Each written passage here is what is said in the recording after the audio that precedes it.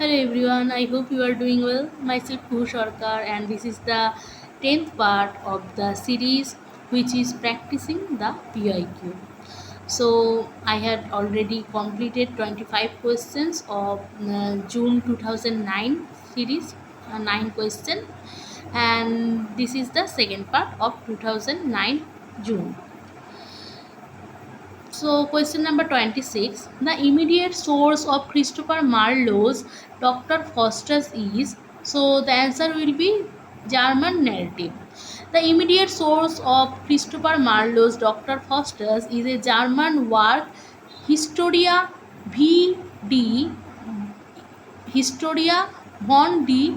Johann Faustin, and it was published in 1587. So from this text he got the influence and he got the source which was translated into English in 1592, and it is this English translation from which Marlowe took the idea.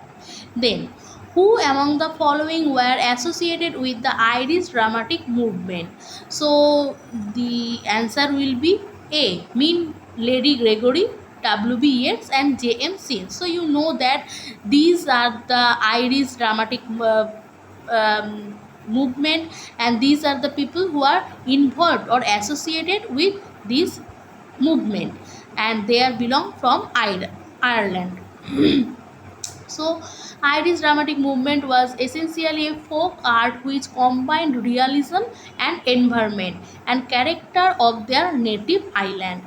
The the answer will be can be A and C, because the options are same: W.B. Yeats, J.M. Synge and G.B. Shaw. G.B. Shaw is from also from Ireland.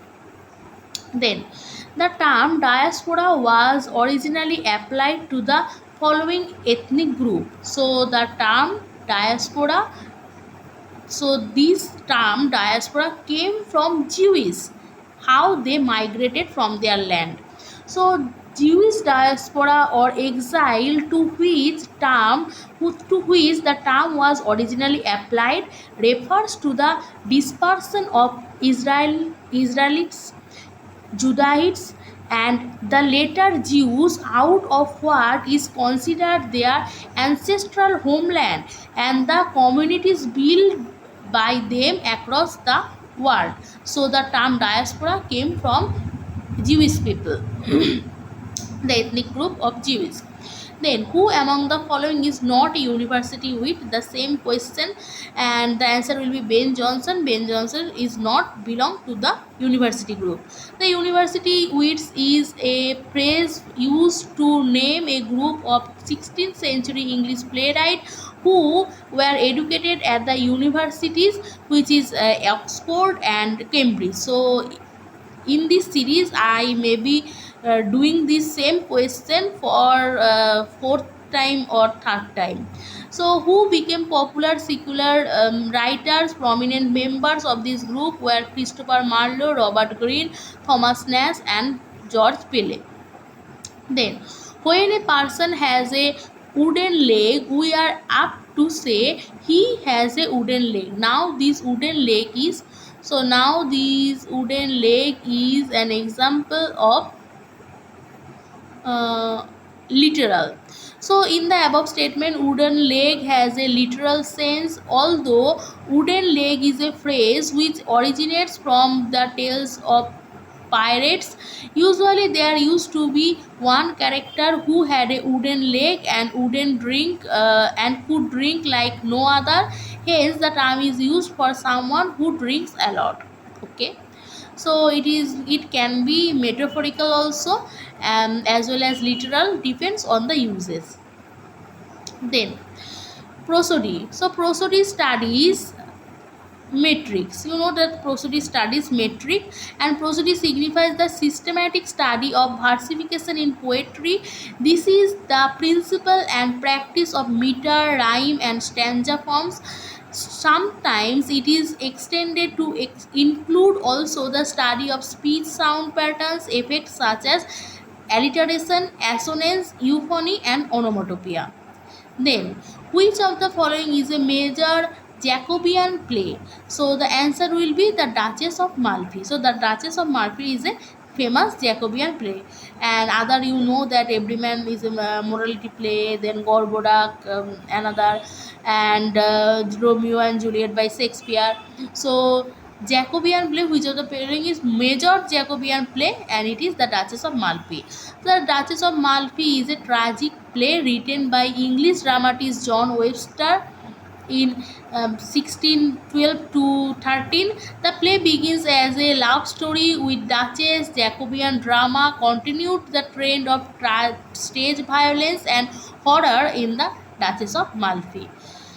Then, understanding poetry used to be a classic textbook that encapsulates the principle of understanding poetry, and the answer will be new criticism.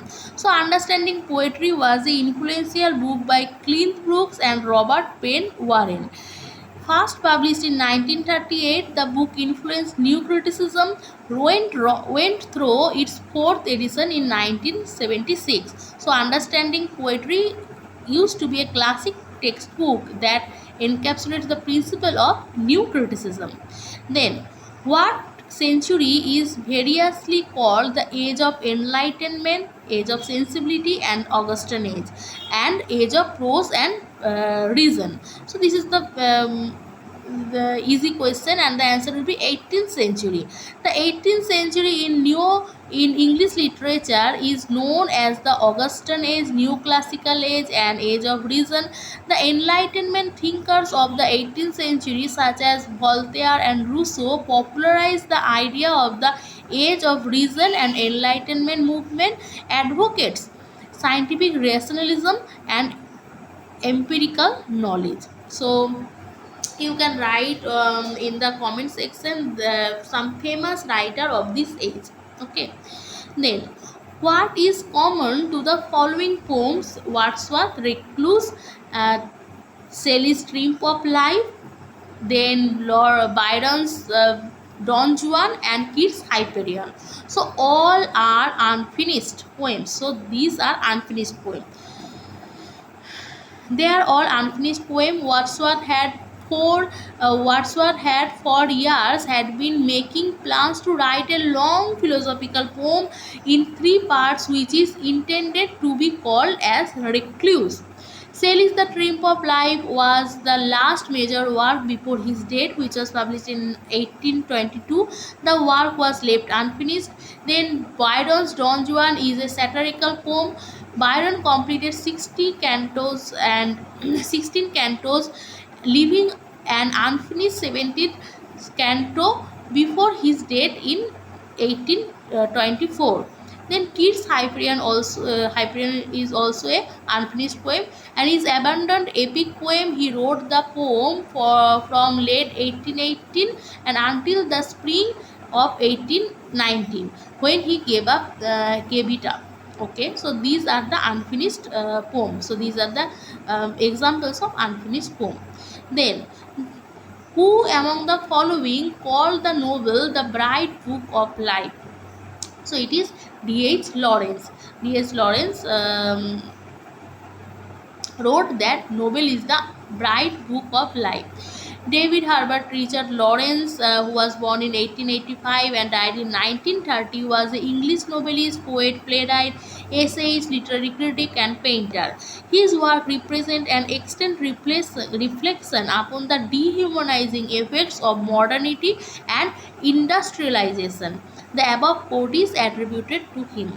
Then ripens is all. So ripens is all is a line from King Lear. This line is from King Lear, Act 5:2. Men must endure their going hence, and even as they are coming whither. Ripens is all. So it speaks to it speaks to being ready for inevitable death, but also savoring your life and making the most of every moment until the end. Then your Arthmurti's Sanskara was translated by A.K. Ramanujan. Sanskara is a Kannada play by U.R.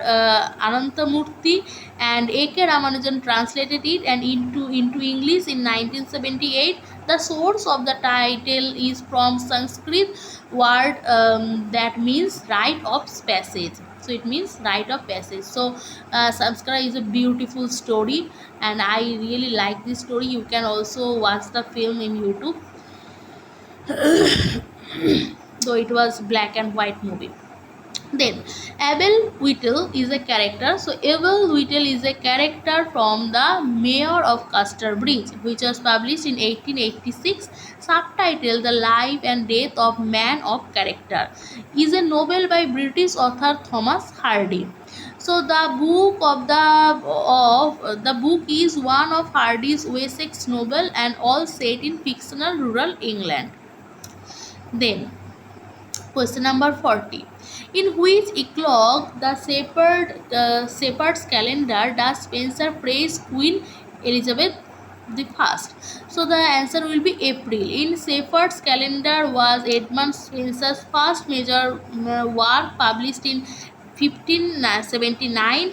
The poem introduced Colin Cloud, a folk character, and depicts his life as a shepherd through the 12 months of the year, while the January pastoral tells the unhappy love of Colin of Rosaline. The springtime of April calls for a song in praise of Elizabeth. Then question number 41. Which of the following is not at the opening of the well-known romantic poems? So the answer will be Margaret, are you grieving over Golden Grove unliving? So the opening lines in option Margaret belongs to Victorian era and not romantic period. The heart aches and drowsy numbness pains, are opening line of Ode to Nightingale by Keats. Then Hail to Thee, Spirit, are the opening lines of the poem To a Skylark by P.B. Shelley. Margaret, are you grieving over Golden Grove unliving, are the opening line taken from Spring and Fall by Hopkins. The world is too much with us is a famous poem by is the line of the famous poem The World is Too Much with Us by William Wordsworth. Then Politics and English Language is an essay. So it is a famous essay by George Orwell. Politics and English Language, which was published in 1946, is an essay by George Orwell that critiques the ugly and inaccurate that criticize the ugly and inaccurate written English of his time and examines the connection between political orthodox and debasement of language.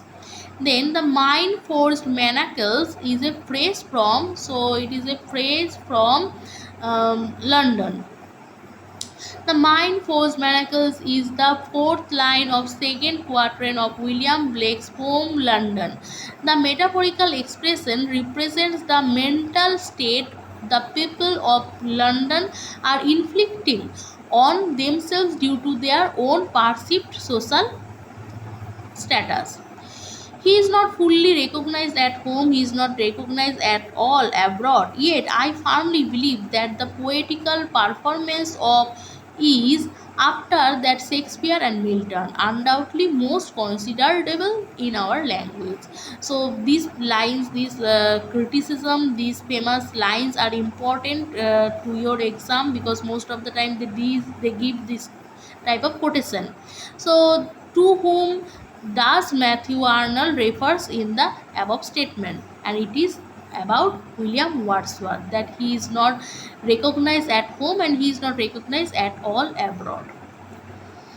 Then the Globe Theatre opened. So the Globe Theatre opened in 1599. The Globe Theatre was a theatre in London associated with William Shakespeare, and it was built in 1599 by Shakespeare's Playing Company. Then these are the reading comprehension, so I'm not going to read it, and so this video is end, and I hope you like it, and I will make more videos and I will try to complete the whole series, the whole Pyq. So thank you for giving your time. I hope you enjoy it.